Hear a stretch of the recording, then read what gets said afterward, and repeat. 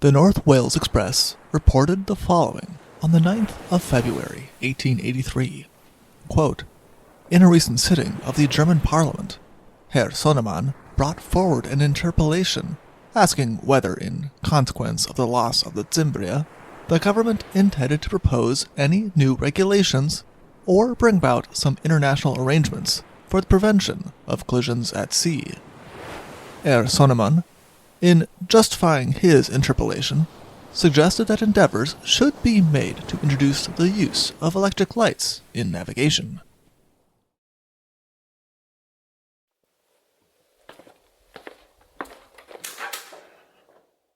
Hello, and welcome to the Shipwreck Archive. Thank you. Would you happen to have the story?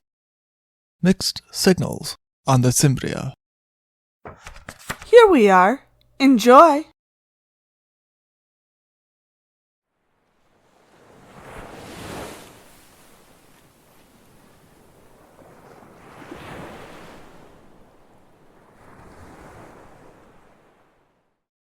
The Cimbria was a Hamburg American Line mail ship of 3,025 tons. The iron-hulled screw steamer had been built for the Hamburg American Line in 1867 in Greenock. She was one of the many ships of the time that specialized in carrying immigrants from Germany to the United States, though by 1883 the Cimbria was considered to be an aging ship. She was still considered very seaworthy and safe, thanks in part to the new engines and boilers that had been placed in her only 2 years before disaster struck. The nature of her trade made it natural that a majority of her passengers on every voyage traveled in steerage, and such was the case as she departed from Hamburg on the 17th of January, 1883. She only had 23 cabin passengers on board and 362 steerage passengers, in addition to the crew on board of 110 under the command of Captain Hansen. Many of the steerage passengers were women and children from East Prussia, though mixed in were also some German Americans who were returning after visits. The steerage passengers who stood out the most were 6 members of the Chippewa tribe, who had been part of a show at the Berlin Zoological Gardens for several months. They were supposed to leave on an earlier ship, but due to one of the members of their group getting sick, they had decided to remain until he recovered. Their voyage would soon be delayed by an additional 24 hours. As the Cimbria left Hamburg, the ship ran aground before she could leave the Elbe. She would not get free until the next high tide, and that was only with the help of the steamship Hansa. The Cimbria had not been damaged by the experience, and was able to continue her voyage as planned, but she was now behind schedule. She would leave the Elbe at 2:30 in the afternoon on the 18th of January, 1883. This delay would be pointed out by many later as a fatal one. Without the grounding, the Cimbria would not have been 12 miles off of Barkum Reef in the very early morning hours of the 19th of January. One of the survivors from the Cimbria would tell the newspapers later that it had been a clear night until about 1:15 in the morning, when a heavy fog had set in. For about 15 minutes after the fog set in, the Cimbria had continued at full speed, but she had been switched to half speed at 1:30 and slowed even further at 2 p.m. At 2:10, they heard the whistle of another steamship in the fog, and the engines of the Cimbria were stopped entirely. In the thick fog, there was confusion about where the other ship was, and it was not until the other ship, the Sultan, was 150 feet away from them that the people on the Cimbria were able to make out her green light. Captain Cuttle of the Sultan would say that he had heard no whistle from the Cimbria. This would be somewhat confirmed by the crew of another ship that the Cimbria had passed hours before, which also noted that the Cimbria had not been blowing a whistle, though the 2 ships had passed before the heavy fog set in. The passengers on board the Cimbria would testify that they had heard the ship's whistle sounding. To add to the confusion, The Cimbria was coming on bow first to the Sultan, and so the Sultan in the fog, it seemed as though her signals had suddenly switched from green to red based on what side her bow was showing. Captain Cuttle was under the impression that there was a second ship near the Cimbria, rather than realizing that the red light was also from the same ship, just at a different angle. The Sultan was traveling slowly, but unlike the Cimbria, the Sultan did not stop her engines until they could determine what was happening. By the time the lookouts on the Cimbria spotted the Sultan coming towards them, it was far too late for them to do anything to prevent the collision. The Sultan struck the Cimbria 40 feet from her bow on the starboard side, and having plunged into the Cimbria's side, the Sultan scraped along the side of the Cimbria, causing the iron plates of her hull to roll up before the Sultan was able to back free of the Cimbria. The Sultan retreated back into the fog, leaving the fatally damaged Cimbria behind.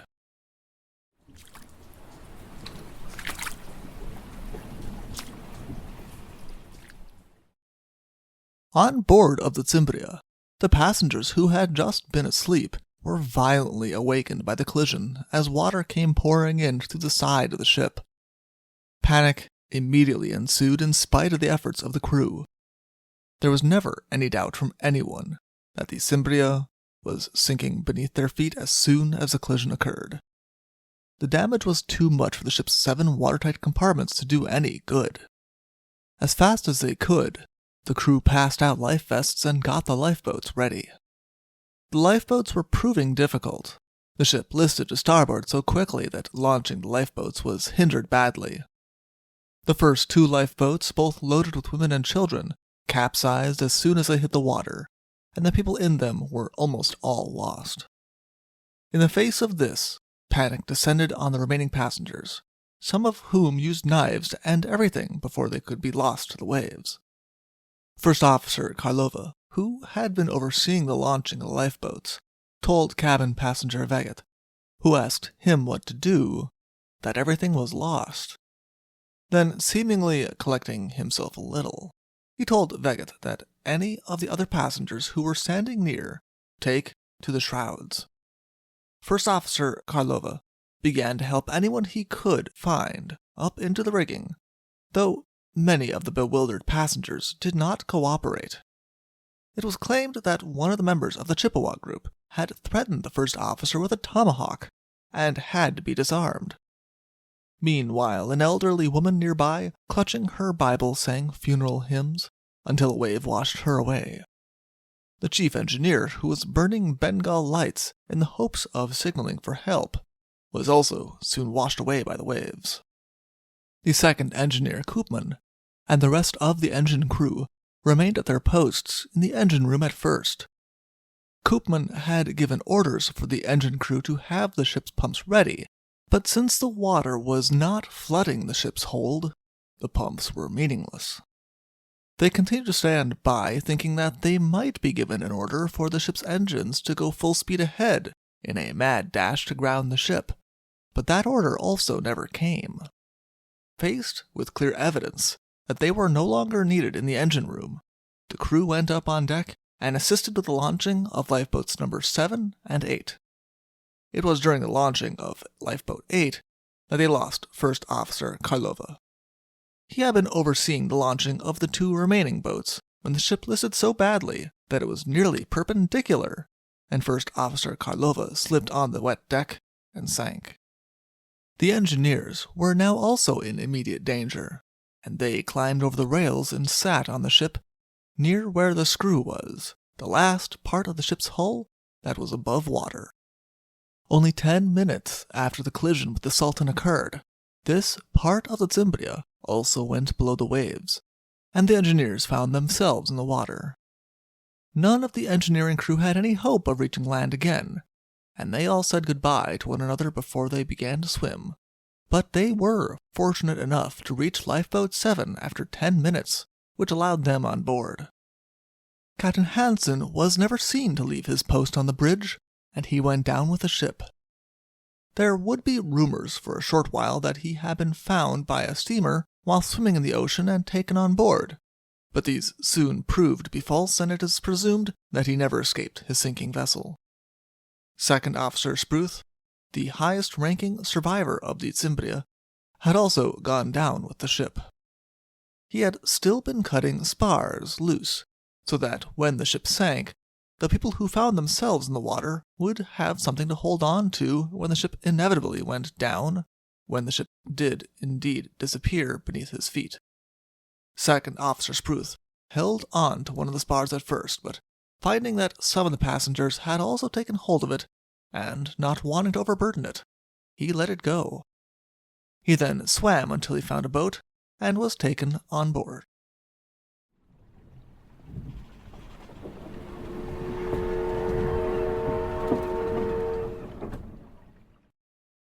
The Cimbria only had 8 lifeboats, not close enough for everyone who had been on board, and due to the listing of the ship, only 4 of them had been launched. Most of the people on the Cimbria believed that all of the people from the capsized boats had been lost when the boats had capsized, but there had been a few survivors who had managed to join those who were still clinging to the rigging of the ship after the Cimbria had gone down. Lowest on the rigging was the ship's surgeon, who did his best for a time to keep their spirits up by telling them that he was sure Sultan was nearby and would soon come to their aid. As time passed, and the Sultan did not make an appearance, the surgeon was one of the first people to lose hope.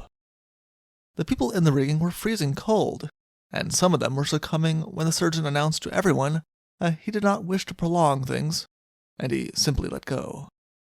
Fortunately, most of the others did not follow his example. That the Sultan would come and help them did prove to be a false hope. Captain Cuttle would initially say that they had stood by for 5 hours, and then changed it to having been 12 hours, doing makeshift repairs on their own ship, and had never heard any signs of distress or people shouting. The members of the crew of the Sultan would testify that they had all believed that the other ship they had struck had sailed away and left them behind. None of them were aware of the tragedy that was unfolding so close to them. The people who were holding onto the rigging said that they were able to clearly see the lights of the Sultan, and they had no idea why it was that those on the Sultan did not see them when they had been burning the Bengal lights.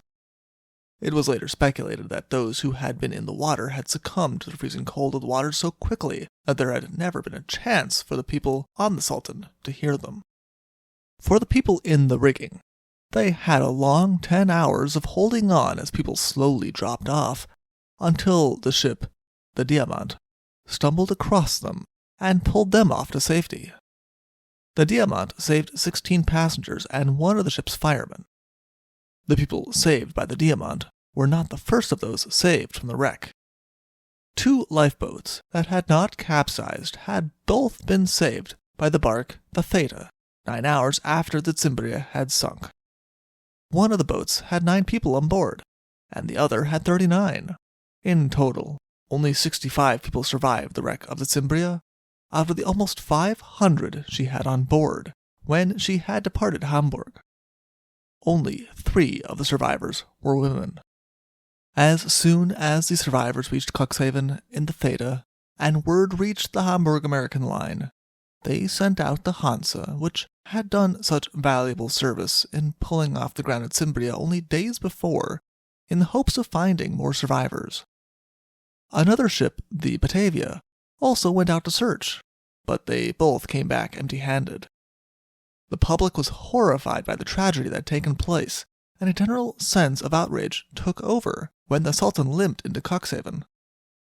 Captain Cuttle and his officers were immediately arrested, and only freed on bond. There would be some brief questions of jurisdiction, since the Sultan was a British ship, but those were quickly settled. By 1883 there was a strong legal precedent for such cases. Things were further stirred up between the two nations when someone took a sample of the iron that had been scraped off of the Cimbria by the Sultan, and said that after running tests, it proved to be of inferior quality to that which was used in Germany. Since the Cimbria had been built in England for the Hamburg American line, This caused a lot of comment about all English-built ships, until it was pointed out that the sample amount had been taken was far too small to show any such thing conclusively.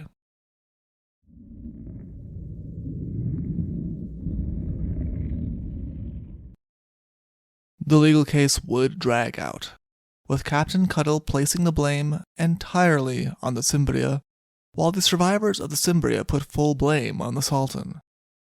In the end, the courts would place blame on both ships for the collision, saying that both ships should have been thrown into reverse when they realized how close they were to one another, something neither ship did.